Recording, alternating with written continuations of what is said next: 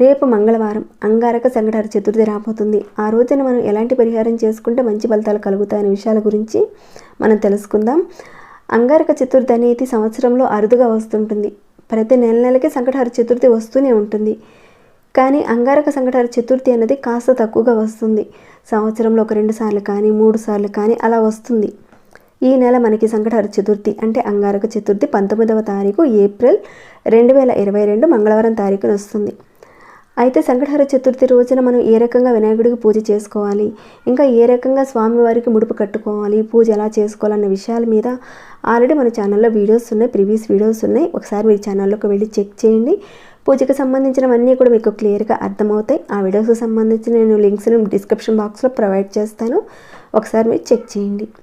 ఇక ఈ అంగారక చతుర్థి రోజున ఎలాంటి పరిహారం చేసుకోవాలి, ఒకవేళ ఆ రోజున మీరు చేయలేకపోయినా కానీ ప్రతి మంగళవారం కూడా ఏ రకంగా ఈ పరిహారం చేసుకోవచ్చు అన్నది కూడా క్లియర్గా ఈ వీడియోలో మనం తెలుసుకుందాం. అంతకన్నా ముందు ఒక చిన్న రిక్వెస్ట్ అండి, కనీసం వీడియోని చూసేవారు ఒక చిన్న లైక్ చేయడం మాత్రం అస్సలు మర్చిపోకండి.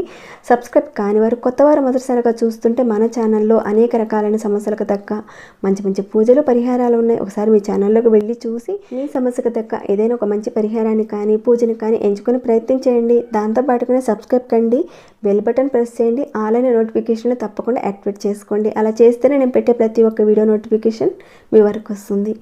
ఓకేనండి, ఇక మన విషయంకి వెళ్దాం. ఇక ఈ రోజుటి వీడియోలో మంగళవారం రోజున మనం ఒక చిన్న పరిహారం చేసుకోబోతున్నాం. ఈ పరిహారం చేయడం వల్ల కలిగే ఫలితాలేంటి, ఎన్ని మంగళవారాల పాటు చేసుకోవాలి, ఏ విధంగా చేయాలనే విషయాలన్నీ తెలుసుకుందాం. ముందుగా అయితే మనకి ఈ పరిహారానికి కావాల్సింది ఒక తెల్లటి పేపర్ కావాల్సి ఉంటుంది. ఇక్కడ మీరు చూస్తున్నారు కదా, వైట్ పేపర్. ఇంత మాత్రం తీసుకుంటే సరిపోద్ది.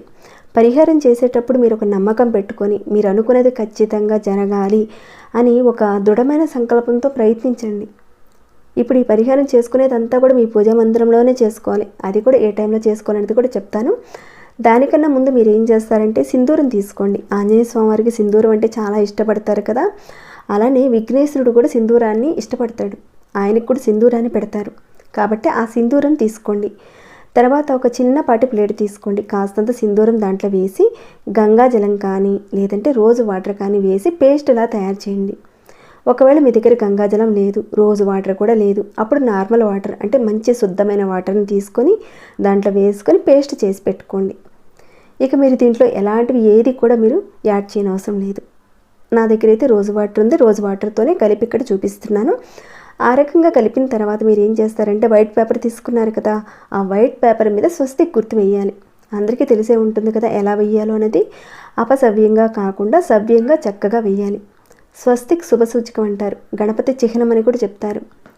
ఈ పరిహారంలో మనం తీసుకోవాల్సిన పదార్థాలు అలానే టైం ఇవన్నీ కూడా చాలా ఇంపార్టెంట్. చెప్పుకున్న ఆ టైంలోనే చేయండి. తీసుకోవాల్సిన ఆ పదార్థాలతో ఈ పరిహారం చేసుకోవాలి. ఇక్కడ చెప్పిన పదార్థాలు మీ దగ్గర ఉంటేనే మీరు చేయండి, అప్పుడే రిజల్ట్ ఉంటుంది. మా దగ్గర ఆ వస్తువు లేదండి, ఈ వస్తువు ఉంది, ఈ రకంగా చేసుకోవచ్చా, వేరే వస్తువులతో చేసుకోవచ్చా అని అంటారేమో.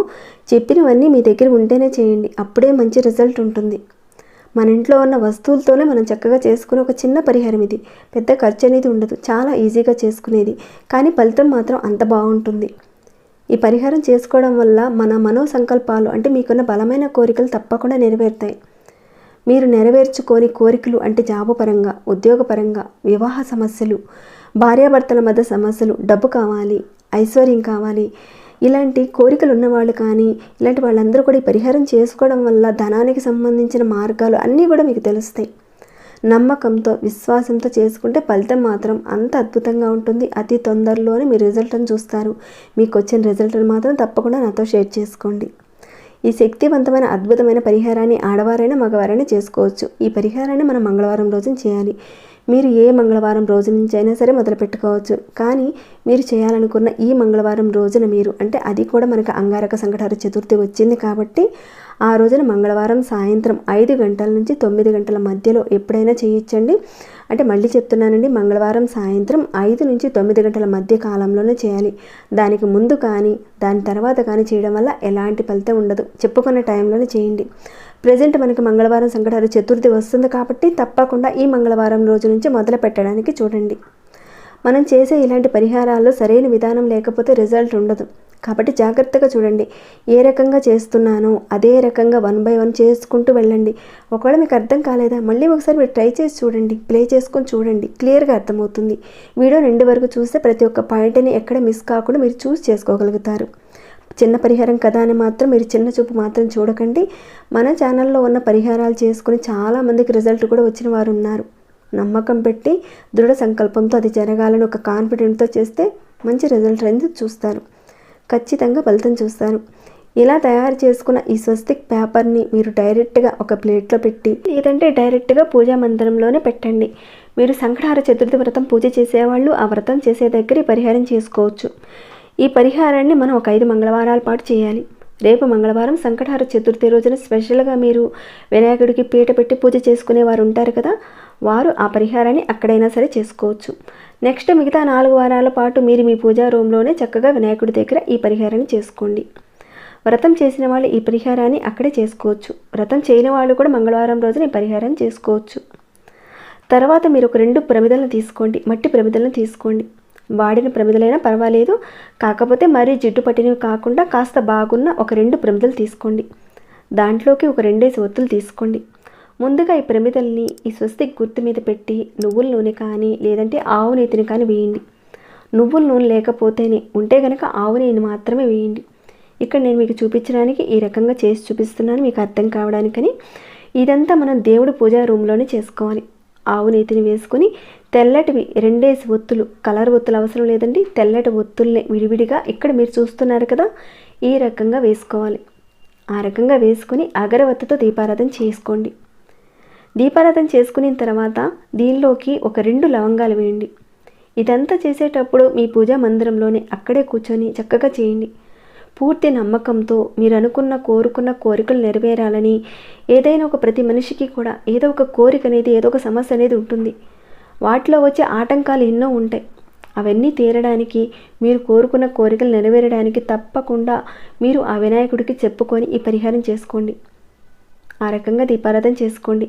గంధం, పసుపు, కుంకుమ, పూలు ఇలాంటివి ఏది కూడా మీరు పెట్టాల్సిన అవసరం లేదు. ఇది ఒక తాంత్రిక పరిహారం అని అనుకున్నాం కాబట్టి ఇవన్నీ కూడా కంపల్సరీగా పెట్టాల్సిన అవసరం లేదు. స్వస్తిక్ గుర్తు, దీపారాధన అనేది ఇక్కడ ముఖ్యం.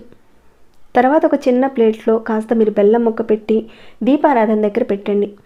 పూజలో దేవుడి దగ్గర నైవేద్యం పెట్టినా కానీ ఇక్కడ పరిహారంలో భాగంగా దీపారాధన దగ్గర తప్పకుండా బెల్లాన్ని నైవేద్యంగా పెట్టాలి. ఇక ఆ రకంగా నైవేద్యం పెట్టిన తర్వాత తాగడానికి నీరు కూడా అక్కడ పెట్టాలి కాబట్టి గ్లాసులో కాస్తంత పెట్టండి. అంటే ఏ గ్లాస్ అయినా పర్వాలేదు. ఇక్కడ నేను రాగి గ్లాసులో పెట్టాను, కంపల్సరీగా అదే పెట్టాలని అడుగుతారేమో చెప్తున్నాను. అలాంటిది ఏదీ లేదు, రాగి గ్లాసునే కంపల్సరీగా పెట్టాలని ఏం లేదండి. స్టీల్ కానీ, ఇత్తడి కానీ, రాగి కానీ, వెండి కానీ వేటిల్లోనైనా సరే పెట్టుకోవచ్చు.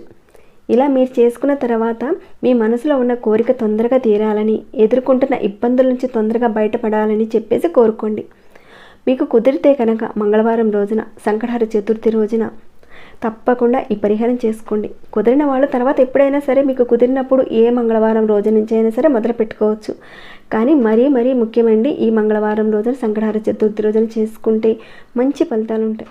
కానీ ఈ మంగళవారం సంకటహర చతుర్థి రోజున మీకు కుదిరితే కనుక ఖచ్చితంగా మొదలు పెట్టడానికి చూడండి.